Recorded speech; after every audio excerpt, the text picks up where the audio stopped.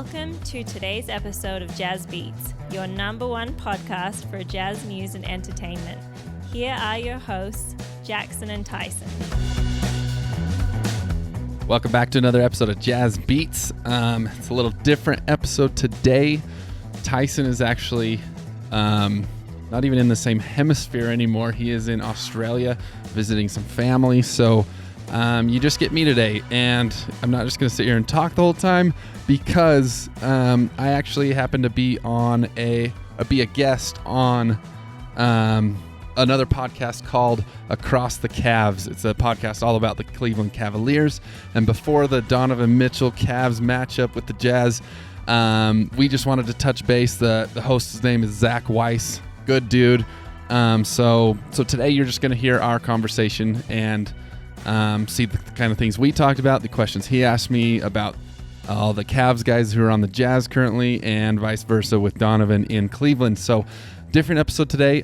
Sorry if you're on YouTube watching. This is just audio only today, so just bear with us on that. But stay tuned to hear me on the Across the Cavs podcast with Zach Weiss. Thanks for tuning in, everybody. Happy holidays coming up soon, so we'll talk to you later. Until next time. Appreciate you guys.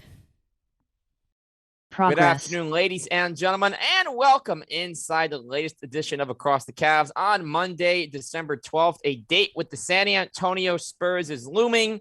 Today would have marked the 73rd birthday, rest in peace, of two-year Cavalier Randy Smith, averaged 16 points per game across 2 seasons with the organization, was a journeyman, and was a very solid player. Of course, passed away well too soon. And 3 small signings on this day in Cavs history: Scott Brooks in 97, Mel Bennett in 81, and Bobby Washington in 1970.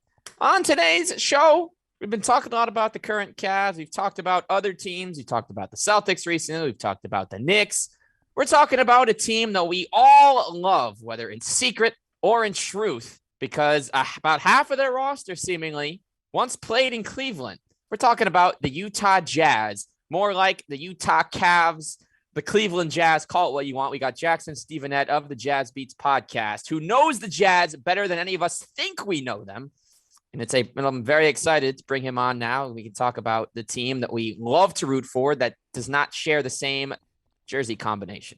Zach, thanks for having me. It's good to be here. That's interesting to know that you guys are still fans of these players, and I feel like, well, I've had teams in the past that are the Jazz of the East that I've used before, so it sounds like that may be a thing here. Mm-hmm. Utah being the Cavs of the West. I love it. Your top 3 leading scorers came from Cleveland, 2 in the same trade, and Markkanen and Sexton. You got Clarkson in the middle. Ochai is there. We did business with Kyle Korver. We both had CJ Miles go off. We've both had Alec Burks. There's so many other names that have come between the two teams. And I think there really wasn't the strong connection, because while the Alec Burks trade was fun for a little while, it really didn't change either of our futures. But now this last one most certainly did. Huge for, I think, both teams, and that's kind of the way the league is these days. It seems like players are getting around teams a little more often than it was a decade or 2 ago. And so it's interesting to see the change in teams and how rapidly a team can change across the board. Yeah, and for the Jazz, now at 15 and 14, they're not playing a perfect basketball, but I think you probably have a different thought because you watch them more consistently. I've probably seen parts of about 20 of the 29 games this year. But is this a successful start to the season, all things considered, for the Utah Jazz, Jackson? I feel like it depends when you ask me that question. If I'm going off preseason expectations, obviously to be above 500 is tremendous, because we're thinking Danny Ainge comes in, he blows up the organization. We have 3 guys from last year's roster is all, and we're thinking, man, we're in the Wembanyama race. We're going for draft picks. We're tank mode. And then all of a sudden we come in and start 10-3. And so considering that 10-3 start, I feel like we're right where we should be. That start was awesome. I loved every second of it. It was so unexpected. But now that we've got 20, 30 games under us, this is kind of where the team is in my mind.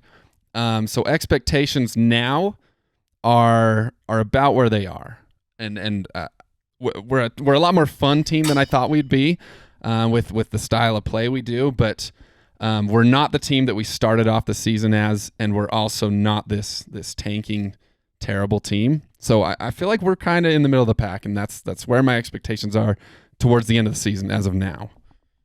Yeah, and I think what's interesting about the Jazz, they did bring in a first-year coach in Will Hardy, but I'm looking at their staff, and of all the assistants that they brought in, it looks like they only have one new assistant coach, and that would be Sean Sheldon. So how do you think it's maybe helped Will Hardy? Obviously, it's up and down, and we're going to talk specific players shortly. How do you think it's helped him to kind of bring a staff of more veteran coaches that have been around the NBA circuit a little longer than he has? I think the reason for us having a familiar staff besides Hardy might be just because he is a first-time coach and hasn't made a lot of network connections and doesn't have a lot of names on his list of potential assistants. So that could be why. It could be why that these guys know the organization. But like I said, it's a brand new team. So I don't know how much they would have helped, just because he's a new coach. He obviously wants to decide and figure out his play style, his coaching style. And with a whole new team, I think that's the easiest opportunity to do that. And so I don't know how much they'd help. I think it's more of maybe not all the way, but slightly for the fans' enjoyment, like just to have familiar faces on the bench, and it's to keep those long-lasting fans, and it's not just this, we are a completely new team in Utah, new coach, new ownership in the last couple of years. I don't even know what to do myself as a fan anymore. So it's nice to see some familiar faces there. Yeah, no, it's got to help. This is first time in a while they've had a new coach. Quinn Snyder, he's the first full coach they had after Ty Corbin, I think, had been there for a while.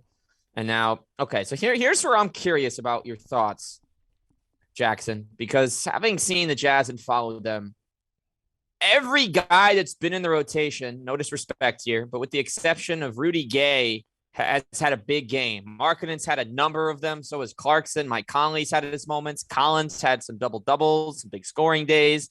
Vanderbilt, more so on the earlier part of the season. Olenek had some, wow, he's still this good type of game. Malik Beasley, what he does. Walker Kessler's had, 4 or 5 block games. He averages 2 blocks in 15 minutes.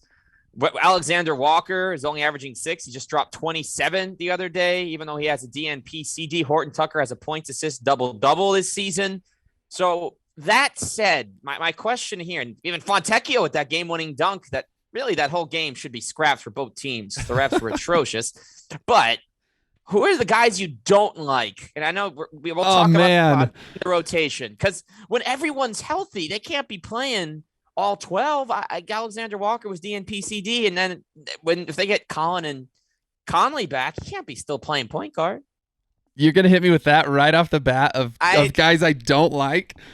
Like you said, all these big games are just show like the unfamiliarness, I think, from other teams. I think that's why our success was good at the start of the year, is teams coming in had no idea what they were going to get.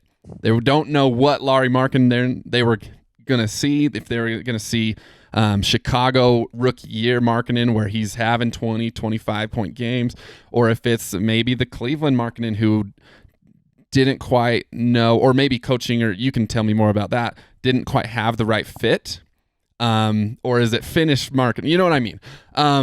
Guys I don't like. It's terrible. This is I wasn't expecting this. I know I wasn't going to go there, but I'm thinking so many guys have played well, and we've read a lot of reports about Horton Tucker and Alexander Walker not being playable at times on the Lakers, and Alexander Walker at times in New Orleans and even in Portland where he was for a little while. So I'm just kind of curious, because we'll see these box scores of these guys popping off after sitting on the bench. And so you wonder, should they be sitting the veterans for these young guys, or are these one-game blips where then they kind of fade back into normalcy? Okay, I've got 2 names for you that I can come up with. First of all, though, I want to shout out Will Hardy for experimenting and actually playing some guys and figuring out lineups. That's something we were missing with Quinn Snyder. I feel like he had his guys, his rotation, and no matter how the game was going, it's almost like he was reading a script and saying, nope, we are finishing this game with these guys. This is what's out there. I'm not adjusting. So I love this. It's a new light for us being in Utah. The two names I'm going to give you, if I had to choose, THT, Talon Horton Tucker, the consistency is not, I don't love the lack of consistency, I guess. It seems like sometimes he'll be on the floor and he's the best player on the court, making amazing finishes and playing defense with his wingspan. And then there's other times where he's just shooting himself out of games and taking horrible shots, making bad decisions.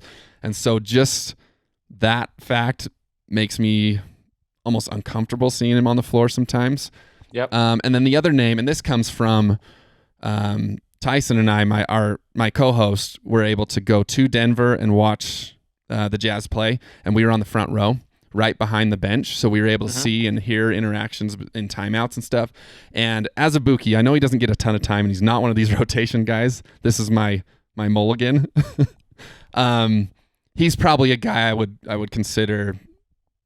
I wouldn't mind leaving as well. And that comes from, there was a timeout late in the game. It was garbage minutes, and he was coming off an injury, so there is that. But he looked at the coach after he said something with pure puzzlement on his face. And he's the only guy I saw that entire game have a question of what am I supposed to do after the timeout.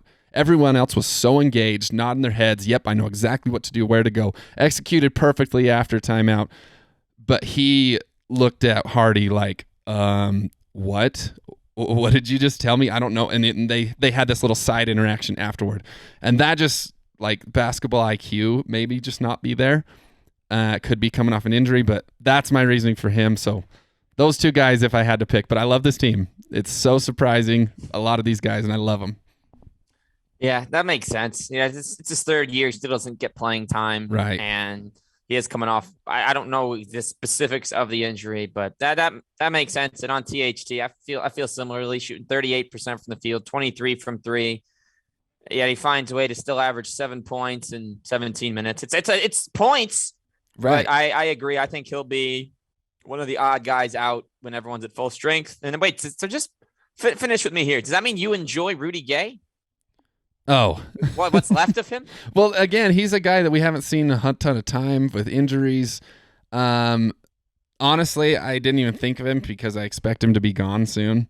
Yeah. He's not a guy that fits the team as far as our dynamic. I mean, even Mike Conley, who's old, can still run with these guys and can demand like or run the offense. But Rudy Gay just seems like he doesn't fit. So yeah, you could throw him on that list too. All right, that's fair. We got a lot more to cover. Jackson Stevenette, Zach Weiss, across the Cavs. Word from DraftKings, and we will return.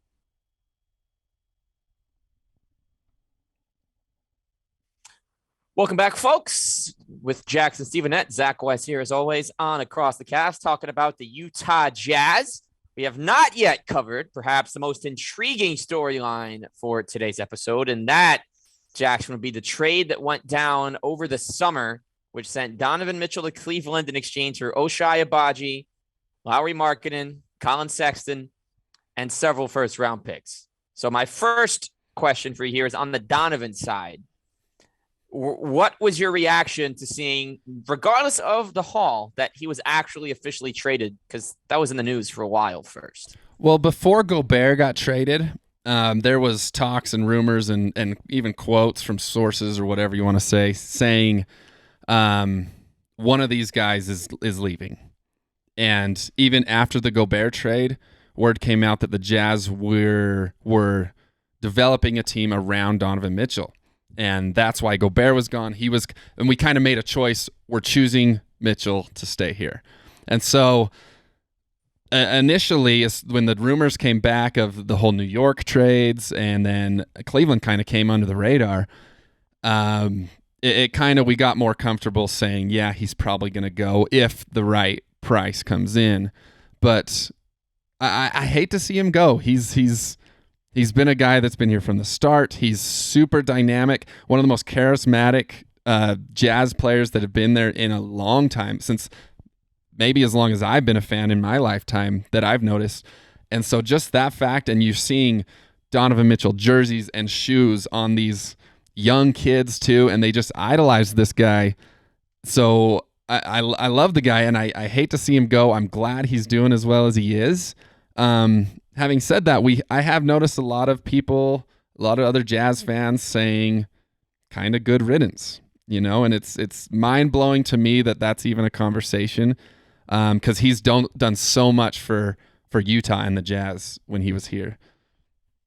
Yeah, definitely seems like a great community guy. Every time he's interacting with fans, when there was a lot of the political issues in there, I think he was a really positive voice for the city, kind of as an ambassador for the team and the area.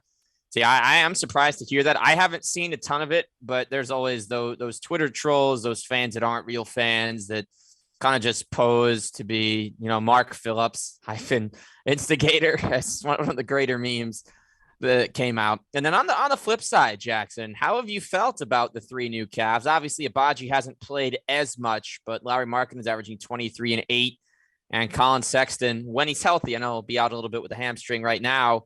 It seems that he can be a reliable, for at least for now, maybe third or sometimes fourth option with his current physical state.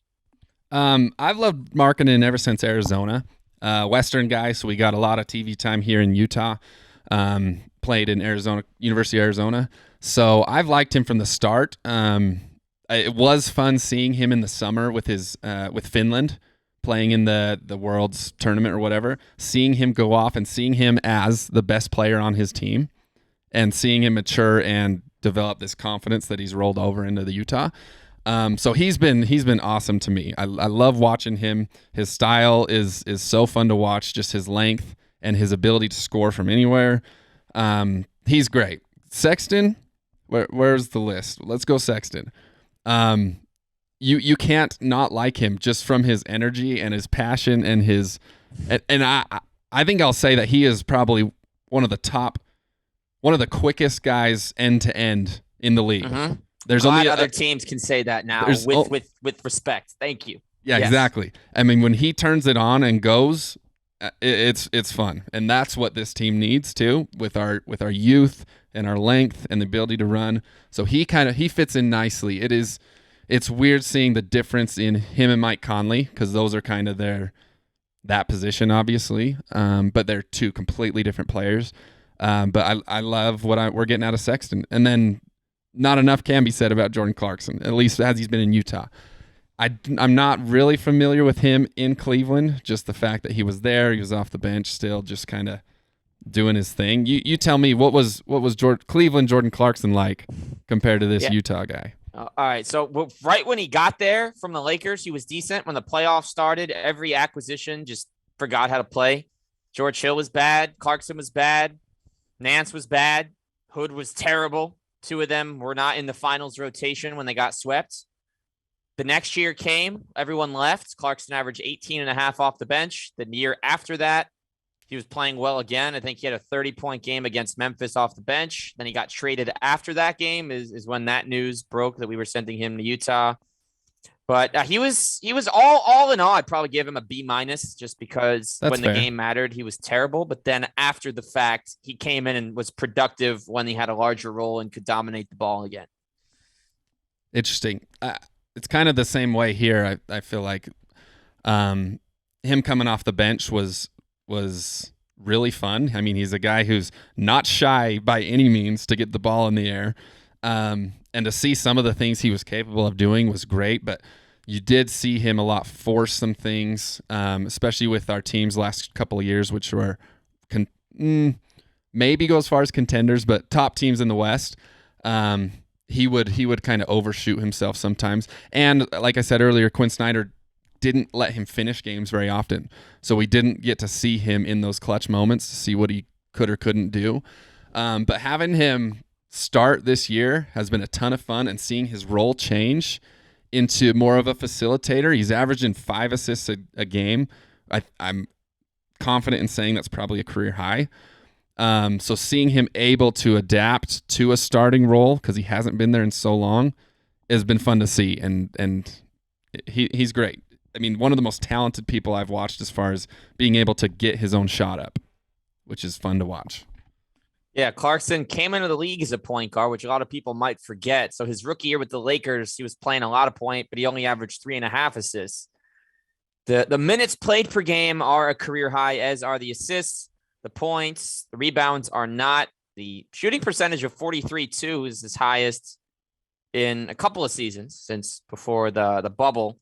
So no, I've liked him. Now my only other Clarkson question, then we'll get a quick Abaji mention and move on. Have his actions in these last couple of games where he had the ejection, the headband thrown, are these rubbing you the wrong way, or is this just kind of a guy that's frustrated with how the game's being officiated and he's not holding anything back? I'm going to kind of speak for the Utah community maybe, because I feel like we're all on the same page.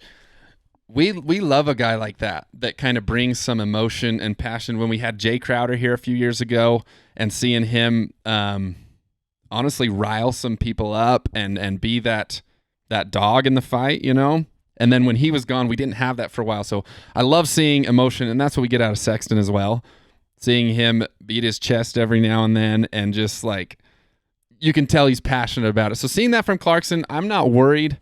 The headband thing was stupid in general to me. Yeah. The ejection, again, I thought was unnecessary. Agreed. So seeing that, no, I have no issue. I love watching guys be passionate about the things they're doing. So, and what do we think about Abaji? He doesn't play much. He has been in the rotation of late. He's made a couple of shots, from what I've read, at least, and maybe you can elaborate. It seems like his defense is exactly what you expect from a 4-year college player that was drafted 14th overall.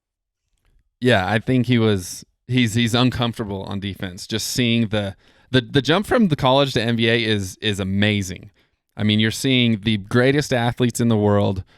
So that jump there, the level of talent is astronomical compared to college. That's a lot of why I don't watch a lot of college, is just because of the pure level of talent. So I'm sure being comfortable in those 4 years in Kansas kind of made him that way and kind of deer in the headlights, but he's got the tools, he's got the body to, I think, play this game. I would love to sit down with Will Hardy and ask him what he has or hasn't seen, because we haven't seen enough of him to know why he's not playing, I feel like. 9 minutes a game isn't enough to really analyze a guy, but he, especially the last couple games, he's gotten a little more time, so it's good to see. And as of in the next couple of years, I could see him sticking around and being a part of this team with all these draft picks, and our youth is going to be even greater in years to come. So I could see him sticking around and being a part of it.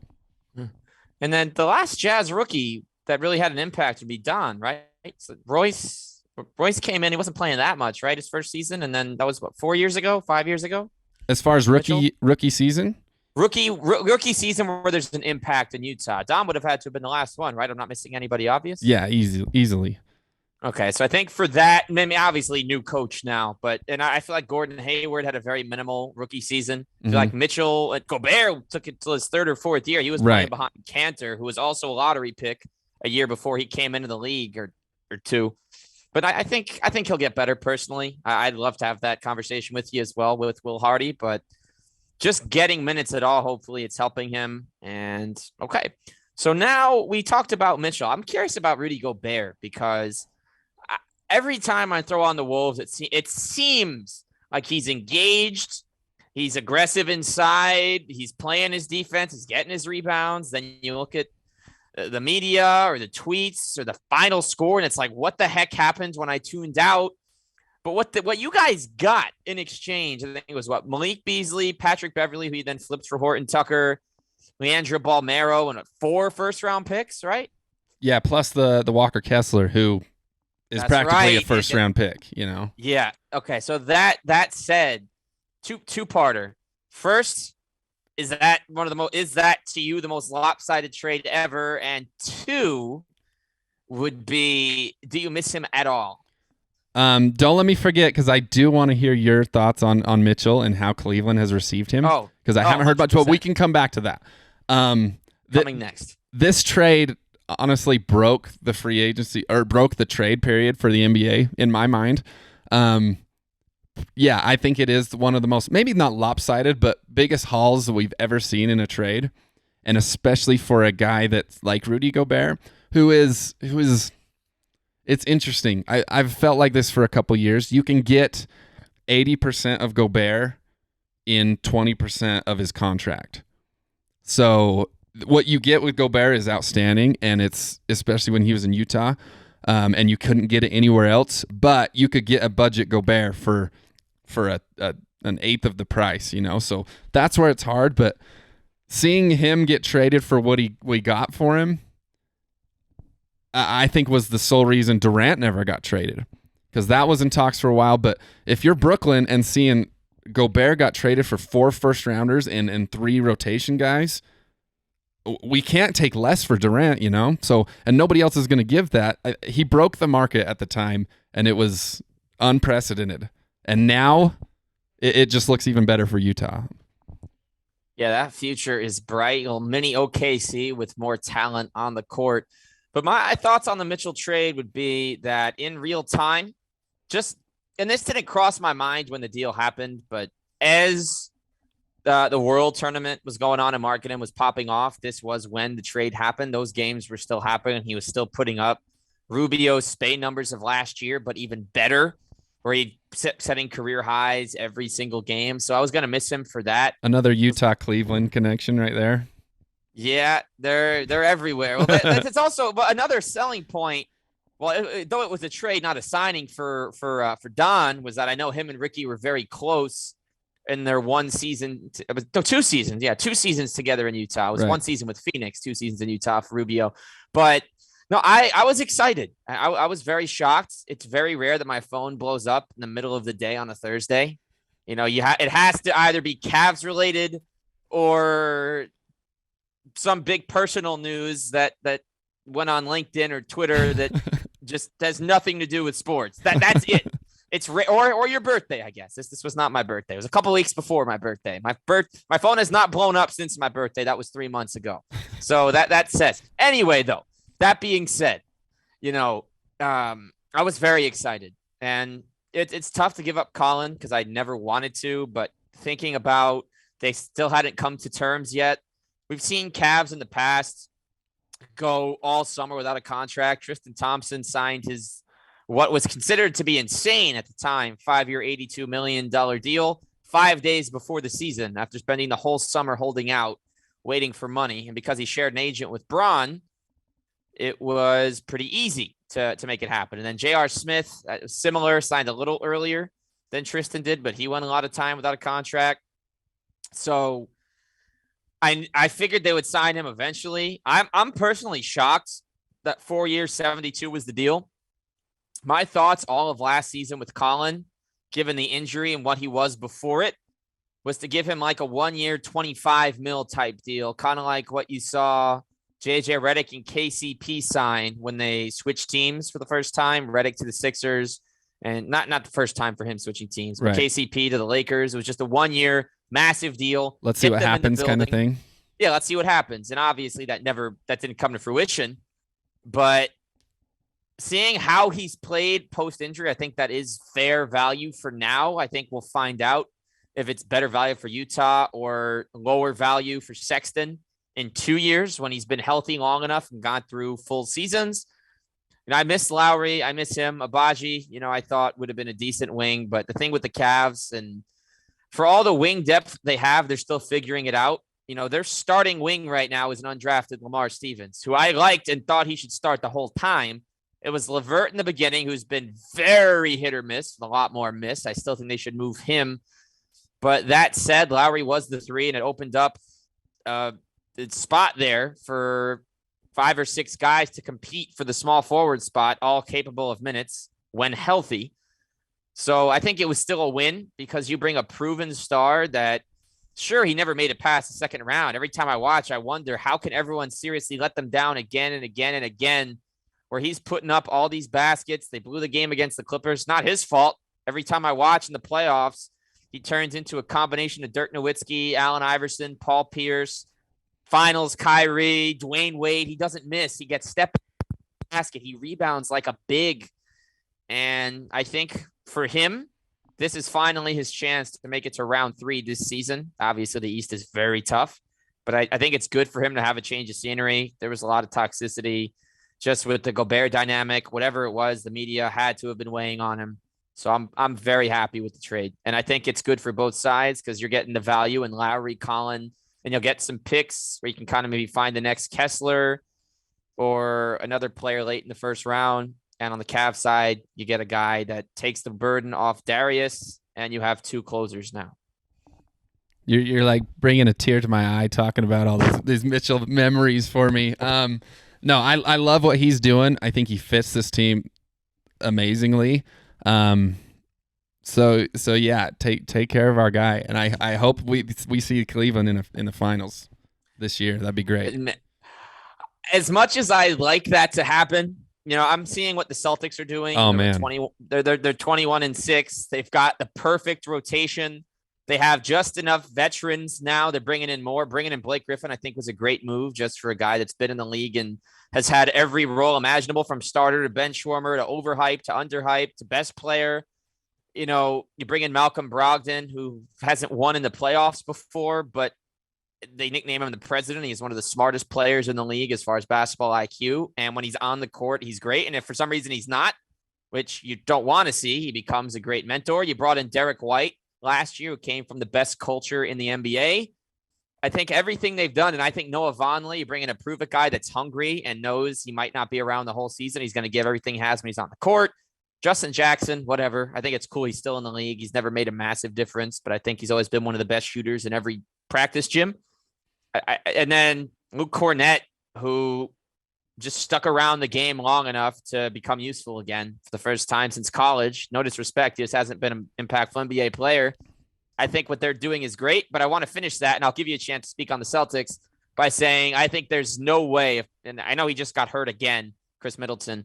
If the Bucks are at full strength and Joe Ingles, who's about to make his debut in I think a week or so, comes back, the Bucks will demolish them in 5 in a series. We'll demolish untouchable. The Celtics.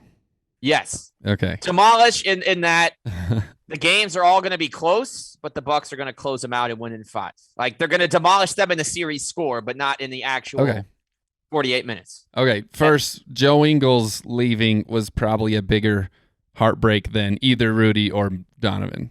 That's how we feel about Joe Ingles.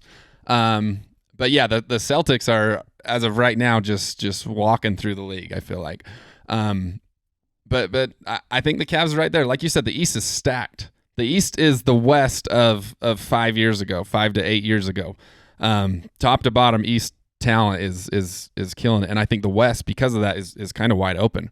But those top half of the playoff picture in the East is incredible. And I could very well see the East winning it this year, regardless of who it is. I would not be surprised. Even going down to Philly, if they ever figure things out, they've got the talent to be able to play through the playoffs, but it's just a matter of doing it and staying healthy. But and they're way down the line too. So yeah, the East is where I feel the West was half a decade ago.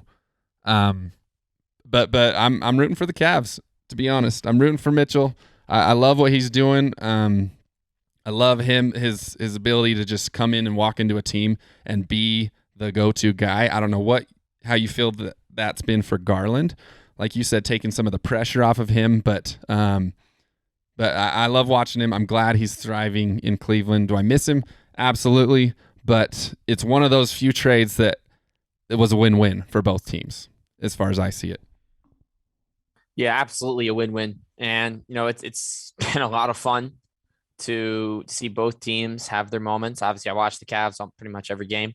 I'm living it. I'm breathing it. I'm tweeting it. And on the Utah side, it's been great to see what they've been able to do.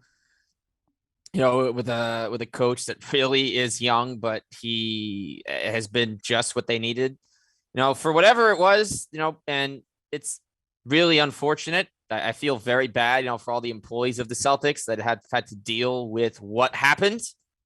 And then how it came out and whatever, but Will Hardy was on that staff. He learned a lot, and who knows how impactful he actually was. He could have had a larger voice than we realize in that second half turnaround. So to come here and beat out, and it was a long process, if I recall, for the Utah Jazz hiring a coach, and there were a lot of veterans on that list, and they ended up going with Hardy instead. And I think they definitely made the right choice.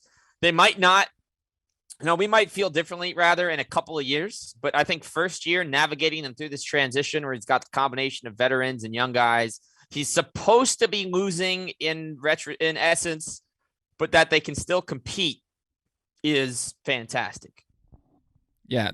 I mean, the fact that he was like a video coordinator under Popovich, Will Hardy I'm talking about, and very temporarily before, or it was very short until Popovich said, hey, I want you on my staff. I like everything you're doing. So just that short story of Will Hardy like tells me he's going to be successful, for Popovich to notice him from what he was doing. I don't know the details of what his job was, but I imagine cutting up film or just working through video, maybe doing scouting reports, but to know that how good he was at that, saying, nope, you're done there, get your butt on the bench, and we're going to go from there. I mean, I have all the confidence in the world in him. Like you said, it could be a couple years. We could have a different conversation. But, yeah, he's just what we needed. He was fresh eyes, fresh energy coming in. And there was some – I'm sure there was some toxicity, like you said earlier, about with Quinn Snyder and Gobert and Mitchell kind of all together. I think you could see it just by looking at Quinn Snyder. I think he aged about 20 years in the 8 years he was here. So was it 8 years? I think he was here 8 years. Wow. In my head, I was thinking 6, 8 years. I'll confirm. Wow. You confirm. I know my wife's pretty upset. She was a huge Quinn Snyder fan. I think it was like the skinny pants that she was into or something, or just the serial killer look in his eyes sometimes. But so 8 years. Yep. Yeah, 8 years. So no, I liked Snyder at the time, but we needed something new, and we got it. And here's what I didn't realize. So Quinn Snyder, this is news to me. I don't know his whole story. He was an assistant with the Clippers in 92, 93 at age 26. And then it took 18 more years for him to be back in the NBA at age 44. Spent 1 year in Philly, 1 year with the Lakers, took a year off or got fired. I don't know. Maybe the Lakers changed staffs. They did that a lot in the 2010s. Coached Atlanta in 13, 14, then got the Utah job. So that's interesting. 3 assistant stops in 4 years, then became a head coach. Again, I didn't know this, but he was a 4-time coach of the month. He did win 21 playoff games. It's not enough. No way that's enough, but there were some moments, obviously. Yeah, there were moments. There had to be the have the best record in the league. We haven't done that since the 90s, so to come in and do that, there's obviously success there. And like I said, at the time, Snyder was great for us. He was kind of Will Hardy when he came in, first-time head coach in the NBA, young at the time for a head coaching job, and brought a ton of energy. So, yeah, we enjoyed him. And now here's my final question for you, Jackson, before we wrap up. Okay, I'm ready. All right, we're 7 days away from the Javs. Hey, we've been pretty much calling them that all day. So. Yeah, the Javs and the Cavaliers. Now, Utah Jazz and Cleveland Cavs will meet at Rocket Mortgage Fieldhouse next Monday, 7 Eastern. Are you going to be rooting for Don, or is this a case of you just want to dominate and let's see how Lowry and Collin, if Collin's back, or maybe then just Lowry can come out and show out against their old squad? I think this is like a good analogy would be brothers kind of going at it. Like, obviously, I want success for my brother, but when it comes game time and we're going against each other, no, screw you at that point. I'm going all in, and I hope the Jazz walk away with it easy. Now, I wouldn't mind Donovan going for 40 as long as we still win, but yeah, this is a brotherly competition here, and yeah, I can't cheer too much for him at the time. Yeah, if Collin does play, which I hope he does, this will be the first time I'm ever unhappy when he scores. Ever. And just for reference on this, so the Cavs lost to Sacramento on Friday. They went scoreless for the final 5 minutes. It was disgusting to watch. This is my first episode since that game happened. But I will admit that every time Dellavedova did something good, I could care less that we were losing, whatever was happening. Because that's my favorite player who helped us win a title, who just gave everything every time he was on, back in the league and doing it. Doesn't matter who he's facing. So I was at 3. Yes, I was a little upset about the Cavs defense letting him shoot, even though he shot 10% his final season here. But damn, that's my guy. He's back. and everyone still cares about Matthew Dellavedova. He's your Joe Ingles. He's your Utah Joe Ingles. It sounds like because we'll go till we die cheering for Joe Ingles. If Milwaukee beats Utah in the finals off a Joe Ingles buzzer beater, it's going to be hard to be upset about that because he's our guy. It's the Ingles was undrafted, wasn't he? Was he undrafted? I think he was. Yeah, because he was like a 26-year-old rookie at the time. All right, so that's those undrafted mates from the Outback. That's right. That's what we like. So that's it. That's it right there. Fun fact, my co-host is in Australia right now. That's why I'm alone today. So. All right, respect, and hopefully he's hanging out. I guess no, the Ingles aren't in Australia. Maybe neither are the Dellavedovas anymore. Oh, well, maybe he's with Patty Mills' family. There you go. Sure. Smoking on the Barbie and cheersing the fact that he finally got off the bench and had a big game the other day. But all right, Jackson, a pleasure bringing you on to talk about the Utah Jazz and all things Cavaliers. Hey, thanks for having me, Zach. I hope this isn't a one-time thing, and I hope the Jazz walk away with it next week. No offense to Cleveland, but we're coming, and we'll see what happens. Yeah, best luck to the Utah Cavs against the Cleveland Jazz next week. Should be a great battle. We'll definitely get together again. But for Jackson, Stevenette, I'm Zach Weiss. This has been Across the Cavs. You like what you heard? Head to Apple, Spotify, iHeart. Wherever you get your podcasts, we're there. So we'll see you there, and we will catch you next time.